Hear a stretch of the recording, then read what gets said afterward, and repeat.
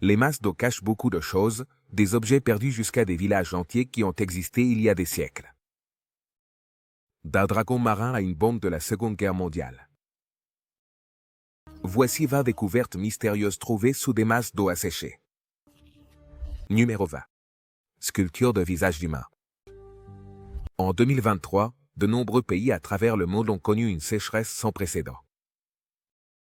Plusieurs pays ont enregistré de nouveaux records historiques de baisse de leur niveau d'eau, et les lacs et rivières de tous les continents ont reculé à un rythme alarmant. Parmi les pays touchés se trouve le Brésil, une nation qui dépend du sinueux fleuve Amazone. Avec la chute des rivières à des niveaux historiquement bas, la faune locale a été affectée, et certaines communautés qui dépendent des bienfaits des rivières ont dû recourir à d'autres moyens pour obtenir de l'eau. Cependant, il semble que le désespoir n'ait pas été la seule chose apportée par la sécheresse. Elle a également révélé des secrets cachés sous les eaux de l'Amazone. Pendant plus de 2000 ans, les chercheurs ont découvert d'anciens visages dans une partie de l'Amazone connue sous le nom de Ponto de Slag au lieu d'Edan. On pense que ces sculptures, connues localement sous le nom de pétroglyphes, ont été créées par des tribus indigènes il y a des centaines, voire des milliers d'années. Avec les pétroglyphes de plus en plus visibles, les archéologues ont eu l'opportunité d'étudier les habitants qui sont restés près de l'Amazone il y a des milliers, voire des millions d'années. Alors que les archéologues célébraient l'apparition de ces pétroglyphes, plus de 633 000 personnes ont été affectées par la grave sécheresse et 59 des 62 municipalités ont été déclarées en état d'urgence. Numéro 19. Dragon marin de 180 millions d'années. En janvier 2021, des chercheurs ont découvert quelque chose d'inattendu dans la réserve naturelle de Rutland Watts dans les East Midlands, en Angleterre. Au début, la lagune a été drainée pour que l'équipe de conservation puisse effectuer des travaux de jardinage. Pendant qu'ils travaillaient, ils ont trébuché sur ce qu'ils pensaient être de grandes canalisations. Cependant, ces canalisations se sont avérées être les vertèbres d'un ichthyosaure. Une créature ressemblant à quelque chose entre un dauphin moderne et un féroce crocodile. L'ichthyosaure était l'une des créatures les plus mystérieuses de nos océans. La découverte, qui lui a valu le surnom de dragon marin, a choqué beaucoup de gens, y compris les paléontologues qui se sont rendus sur place. La créature mesurait environ 10 mètres de long. Son crâne pesait environ 1 tonne. Sa taille en fait un exemple spectaculaire de la vie préhistorique. Et de plus, son niveau de conservation était également remarquable. Il était si bien conservé que ses restes incluent non seulement les os, mais aussi les contours de la peau, ce qui nous donne l'occasion de voir à quoi ressemblait la créature lorsqu'elle errait dans les anciennes mers, une époque où l'ichthyosaure était parmi les principaux prédateurs, régnant sur l'océan avec ses corps élégants et ses dents coniques parfaitement conçues pour capturer les calmars et les poissons. Numéro 18. Ancienne statue bouddhiste de Chine. À l'été 2022, la chaleur implacable et la grave sécheresse ont affecté le fleuve Yangtze, le plus long d'Eurasie et le 3e du monde. Cette masse d'eau, qui s'étend sur environ 4915 km, est également connue comme le plus long fleuve du monde qui coule entièrement à l'intérieur d'un même pays. Cependant, l'immense chaleur de cette année-là a réduit drastiquement le niveau des eaux du Yangtze à un point qui a alarmé la nation. Cependant, alors que le monde observait, une découverte inattendue a émergé à l'intérieur du Yangtze. Des statues bouddhistes vieilles de 3600 ans, auparavant submergées, notamment sur le récif de l'île de Fuyelian. Les experts pensent que ces statues datent de la fin de la dynastie Ming et du début de la dynastie Qing. Et sont restées submergées pendant des siècles, n'apparaissant que lorsque le niveau de l'eau le permet. L'une de ces statues représente étonnamment un moine méditant sereinement sur un pétale de lotus, un puissant symbole du bouddhisme, l'une des 3 principales philosophies et religions de la Chine ancienne.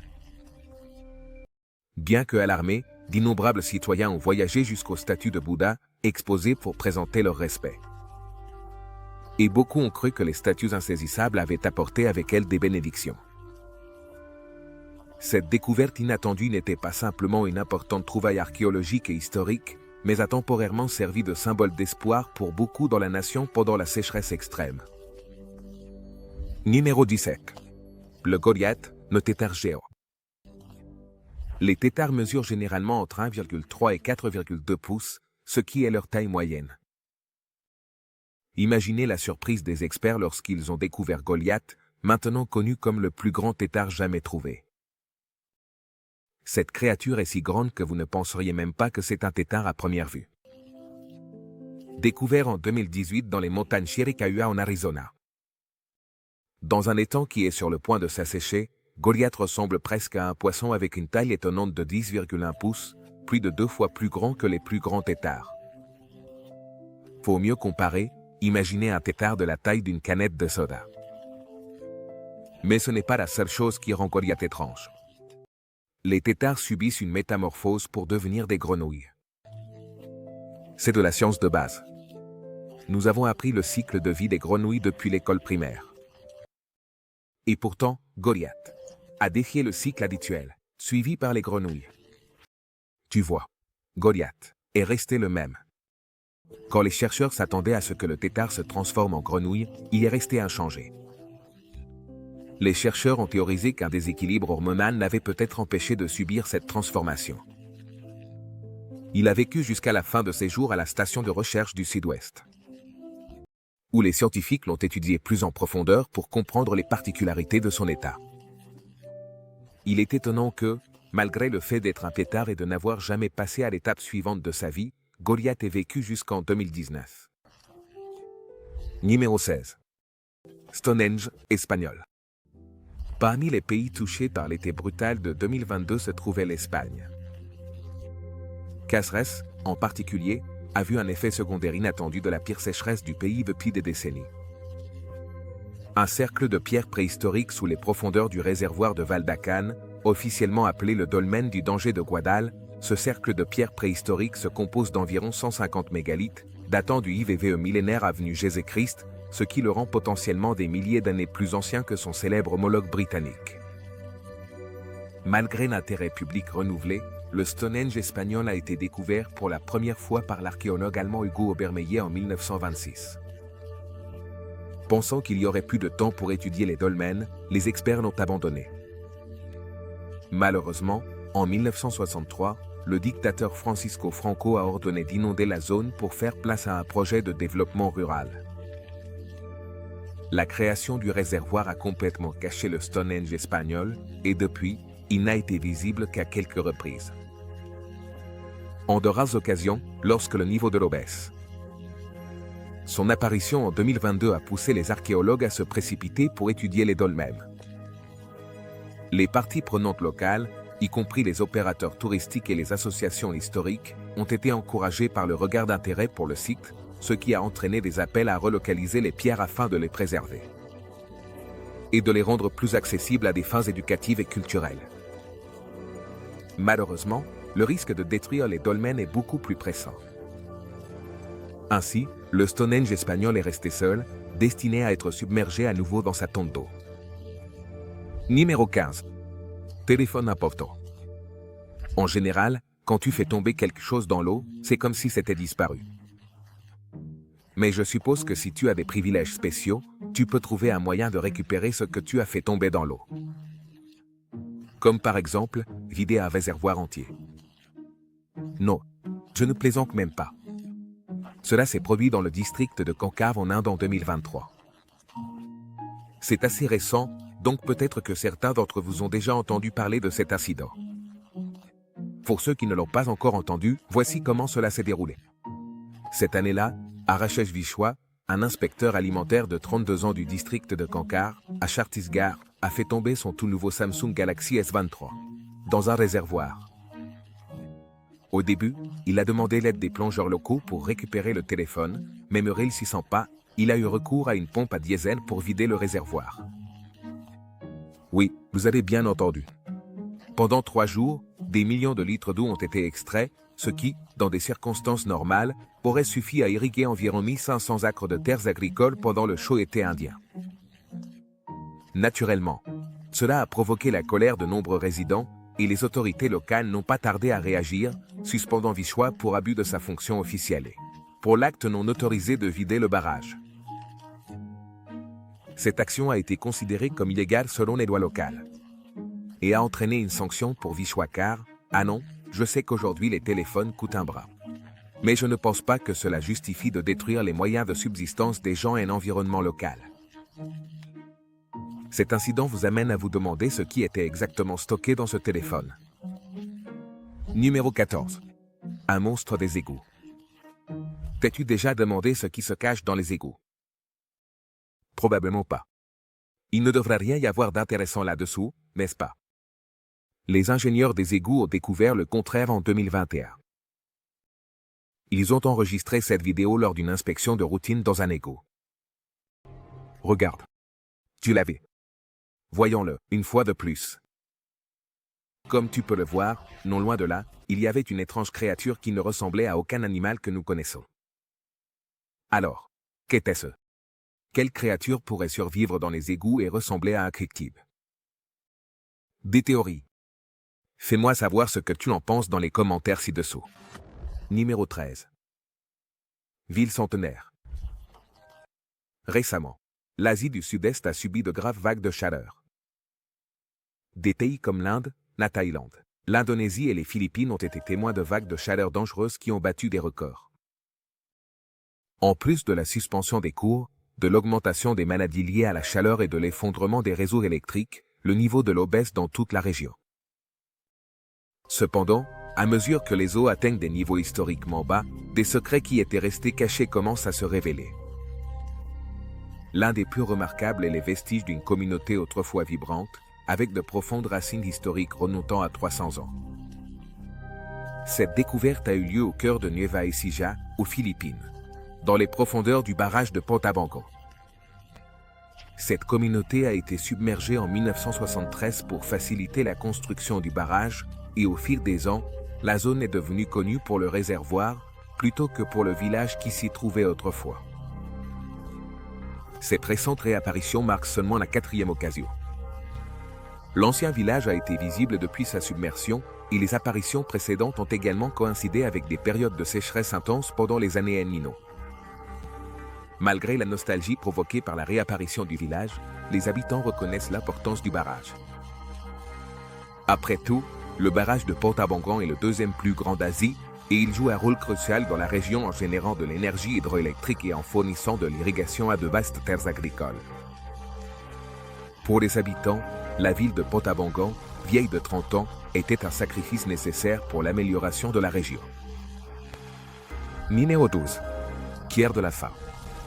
Il semble que les gens des 15e au 19e siècle aimaient laisser derrière toutes sortes de marques. L'une des plus inattendues est celle des pierres de la faim. On les trouve surtout le long de la rivière Elbe, qui traverse la République tchèque et l'Allemagne.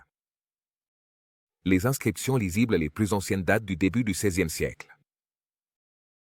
Que sont exactement ces pierres? Ces pierres sont des roches ordinaires gravées par les gens il y a des siècles, principalement pour avertir les autres de la sécheresse.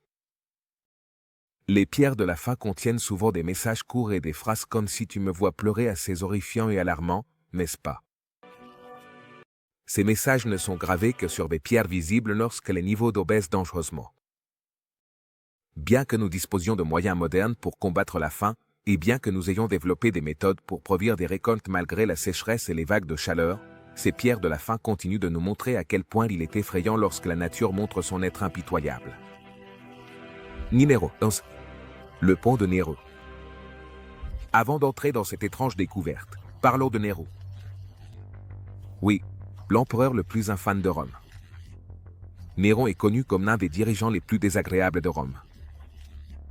Mais les historiens modernes suggèrent que beaucoup des actes fous qu'il a commis sont dus à des exagérations ou sont complètement inventés.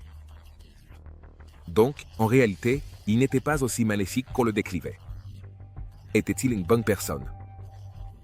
En réalité, non. Mais il n'était pas aussi fou et assoiffé de sang que certains récits le suggèrent. Aujourd'hui, Néron est toujours rappelé pour ses immenses constructions et l'incendie infâme qui a ravagé Rome. Je suppose qu'avec beaucoup de pouvoir, tu peux t'en tirer avec beaucoup de choses qui te mènent à un terrier d'immoralité.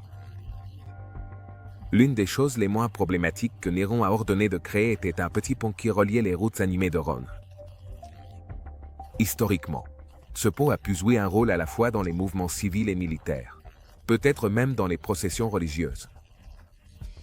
Pendant des siècles, ce pont a été submergé sous l'eau. et il n'est devenu visible que grâce à la grave sécheresse qui a frappé Rome, en Italie. En 2022, la pire à laquelle le pays ait été confronté depuis 70 ans.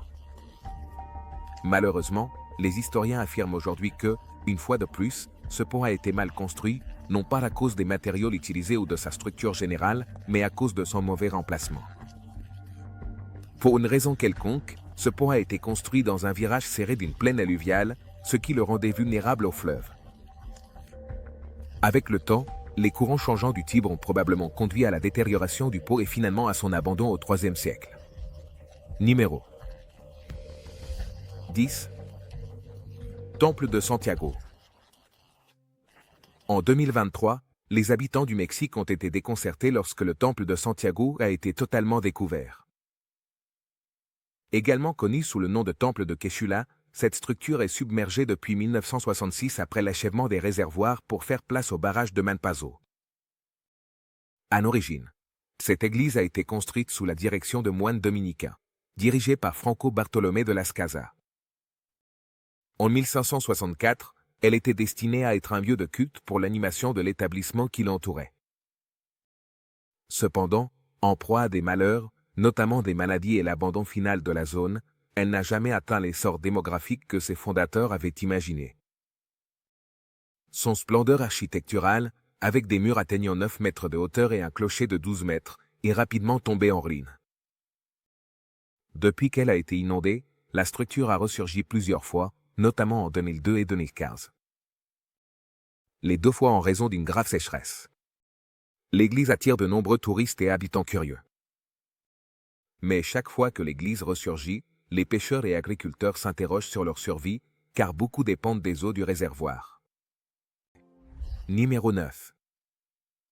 Temple de Wat Nang, Bua, Idrekai. En 2019, la Thaïlande a fait face à l'une des pires sécheresses de la dernière décennie. Cependant, cette sécheresse leur a révélé une découverte inattendue qui a été perçue comme une lueur d'espoir par de nombreux habitants, un temple bouddhiste caché qui est resté submergé pendant plus de 2 décennies, situé dans la province de Lopburi. Ce temple est submergé depuis 1999 pour permettre la construction d'un réservoir. Cependant, cette année-là, le réservoir a été réduit à un maigre 3% de sa capacité totale, ce qui a révélé ce spectacle inattendu. Naturellement, beaucoup ont commencé à affluer vers le temple autrefois submergé pour rendre hommage. Parmi ces visiteurs, d'anciens résidents qui se remémoraient leur foyer passé. Des moines et des bouddhistes laïcs sont également venus rendre hommage, en particulier à une statue de Bouddha sans tête, ornée de robes et d'autres objets sacrés. Cette statue, ainsi que des piliers de pierre, des sanctuaires et des sculptures d'éléphants, a donné de l'espoir aux habitants alors que la sécheresse continuait d'affecter la nation. Minéralique. Anibe, mangeuse de cerveau. As-tu entendu parler de l'anibe mangeuse de cerveau? Cela vous dissuadera sûrement d'explorer des eaux peu profondes et chaudes, surtout pendant l'été. Avec la présence de cet organisme, une simple excursion au lac pourrait marquer la fin de votre vie. Également connu sous le nom de Naegleria fowleri, l'amibe mangeuse de cerveau est un organisme unicellulaire qui prospère dans les environnements d'eau douce chaude et dans le sol, et trouve souvent un habitat idéal dans les masses d'eau chaude, comme les lacs, les rivières et les tissues mal entretenus. Avant de vous en dire plus, permettez-moi de vous préciser qu'être affecté par cet organisme est incroyablement rare, avec un nombre incroyablement faible d'infections déclarées. Cependant, dans la plupart des cas, c'est mortel, et seulement 4 personnes sur 157 ont survécu. Alors, comment cet horrible organisme affecte-t-il une personne? Tout d'abord, de l'eau doit entrer dans le nez. Si par hasard, l'eau transportant l'amibe mangeuse de cerveau entre dans les fosses nasales, il y a une possibilité que cet organisme migre vers le cerveau, où il causerait une méningoencéphalite amibienne primaire, entraînant la destruction du tissu cérébral. Cette maladie progresse rapidement, et les symptômes vont de légers maux de tête et fièvre à de graves problèmes neurologiques, tels que des convulsions et des hallucinations, qui provoquent souvent la mort environ 5 jours après l'apparition des symptômes. La plupart des personnes qui présentent des symptômes de cette affection la prennent pour un simple rhume ou une grippe, et lorsqu'elles ressentent des symptômes plus graves, il est déjà trop tard. Cet anide s'est adapté pour se développer à des températures élevées, jusqu'à 46 degrés Celsius ou environ 115 degrés Fahrenheit. De plus, les cas sont extrêmement rares. Mais, si tu as remarqué une augmentation de la température, tu ne voudras peut-être pas prendre de risques dans des étendues d'eau peu profondes et en retrait. Numéro 7. Lac Tappe. Le lac Tappe, dans l'État de Washington, est l'une des étendues d'eau les plus historiques de Washington. À l'origine, le lac Tappe a été construit comme un projet de production d'énergie de Puget Sound, mais lorsqu'il a cessé de produire de l'énergie en 2009, sa propriété a été transférée à la dépendance de Casawatts. En 2015, il a été vidé pour son entretien, et ce que les gens ont trouvé dans ses profondeurs était assez inattendu.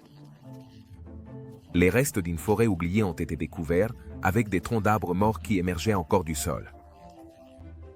Avec la forêt sous-marine. Les restes d'un chevalet de chemin de fer, construit initialement en 1910, ont été découverts. C'est assez effrayant de voir ce qui se trouvait réellement sous les eaux du lac. Numéro 6. Tour du lac. Le lac Rosen, situé dans la région italienne du Tyrol du Sud, est un lac artificiel créé dans les années 1950. Comme vous l'aurez deviné, la création de ce lac artificiel a provoqué l'inondation d'un établissement, en particulier le village de Grone, y compris son église historique du XIVe siècle. L'histoire du lac de Rosen a commencé en 1939, lorsque l'entreprise Montecatini a prévu d'unifier deux lacs naturels, Rosen et Mittersi, en un lac plus profond pour générer de l'énergie hydroélectrique. Ce projet a rencontré une forte résistance de la part de la communauté locale, car il impliquait de submerger des terres cultivées et des habitations. Malgré les protestations, le plan a continué. Les villages de Grone et une partie de Rossia ont été inondés, déplaçant de nombreuses familles et submergeant des maisons, des terres agricoles pendant longtemps.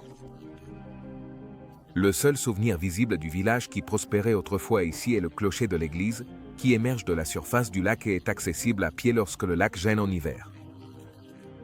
En 2021, cependant, les ruines sont réapparues complètement en raison de travaux de maintenance qui ont obligé à assécher le lac. Pour la première fois depuis des décennies, les habitants ont pu revoir les ruines du village. Numéro 5. Kemin. En 2022, la sécheresse extrême en Irak a permis aux archéologues de fouiller et d'étudier une ville perdue vieille de 3400 ans, cachée par les eaux du plus grand réservoir du pays, le barrage de Mossoul. Cette ancienne ville, que l'on pense avoir fait partie de l'Empire Mitanni, qui a prospéré entre 1550 et 1350 avenue Jésus-Christ, est apparue lorsque le niveau de l'eau a chuté drastiquement dans plusieurs masses d'eau du pays, connues sous le nom de Kemin. Ce site archéologique était important pour le cœur de l'Empire Mitanni dans le nord-est de la Syrie. Ici, les archéologues ont découvert des structures monumentales comme un palais, une énorme forteresse et un complexe industriel. Les structures, principalement construites avec des briques d'argile séchées au soleil, ont résisté à l'épreuve du temps. Avec des murs de fortification encore debout de plusieurs mètres de hauteur, ce site a également produit une découverte archivistique importante, plus de 100 tablettes cunéiformes scellées dans des enveloppes d'argile qui sont encore étudiées aujourd'hui. Bien que les eaux aient repris possession des ruines, les archéologues disposent maintenant de suffisamment de documents pour étudier jusqu'à ce que la commune refasse surface. Numéro 4. Alliance perdue. En 2018, Steve Watts a perdu quelque chose d'incroyablement précieux dans le lac marin de Clevedo. Par précieux, je veux dire qu'il s'agit d'un article que même la personne la moins sentimentale chérirait, une bague de fiançailles. Alors imaginez son désespoir lorsqu'il a accidentellement laissé tomber la bague dans le lac. Pour Watts, la bague avait disparu. Cependant, 2 mois plus tard, le lac a été vidé pour son nettoyage annuel. Mais alors, il n'y avait aucune garantie que la bague soit découverte. Après tout, le lac marin fait 15 mètres carrés. Imaginez trouver une bague minuscule dans cette grande étendue. Par chance, il semblait que le destin jouait en faveur de Watts, car l'un des volontaires a eu l'opportunité d'une chance sur 1 million de ramasser la bague parmi les milliers de mètres carrés du fond du lac.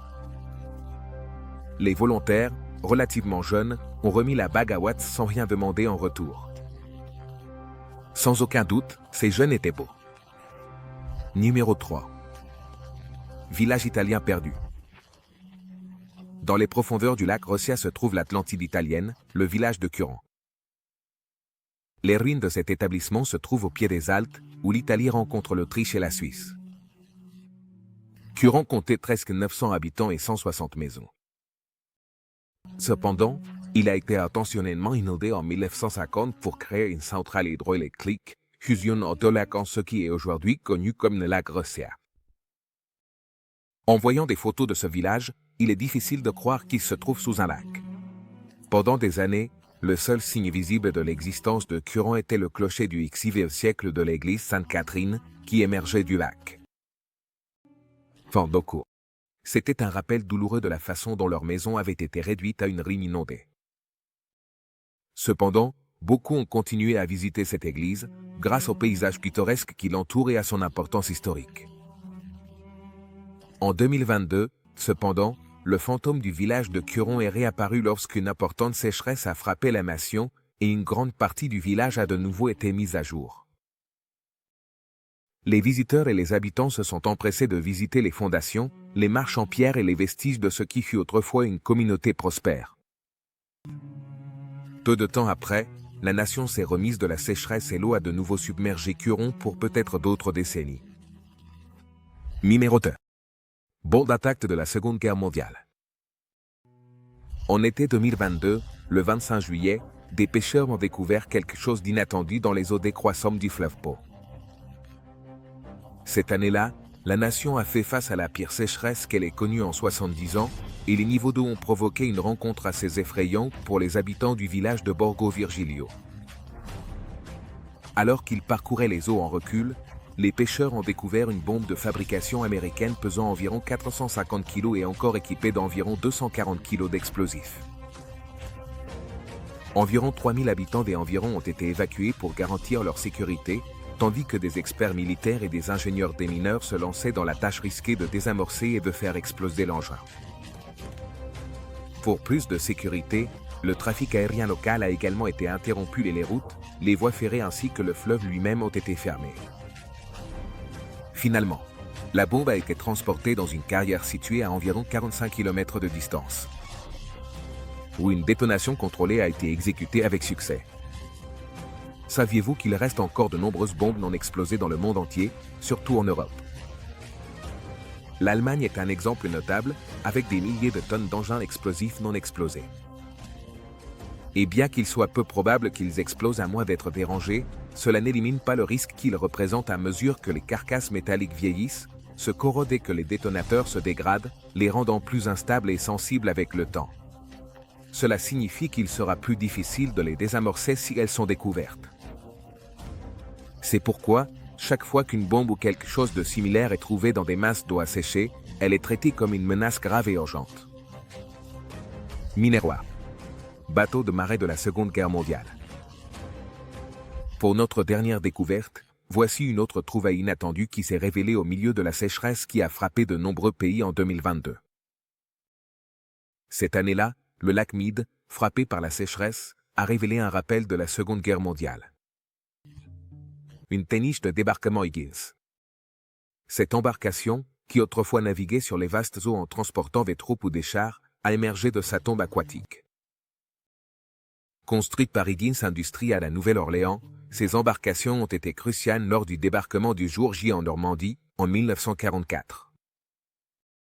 Le bateau qui a été trouvé près du port de plaisance du lac Mead a servi à divers fins au fil des ans, y compris la surveillance du fleuve Colorado, avant de sombrer définitivement à son apogée. Cependant, ce navire pouvait facilement transporter un peloton de 36 hommes ou une jeep, et une escouade de 12 hommes à une vitesse fiable allant jusqu'à 12 nœuds ou 220 km/h. Cependant, ce bateau des marais n'était pas la seule chose révélée par les débris du lac Mead. D'autres bateaux coulés et des cadavres humains ont également été découverts dans ces eaux. Merci de nous avoir regardés. À la prochaine.